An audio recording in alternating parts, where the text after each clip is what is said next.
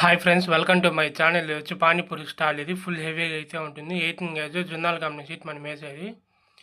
Door 3 sides close వస్తుంది. Cash box కూడా వస్తుంది. చూడండి, అక్కడ క్యాష్ బాక్స్ కూడా ఉంది.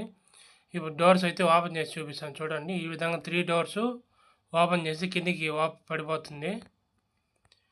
మళ్ళీ అదేవిధంగా ఏసీ క్లోజ్ చేసుకొని ఎక్కడికైనా కూడా మీరు తోసుకొని పెట్టుకోవచ్చు పానీపూరిది.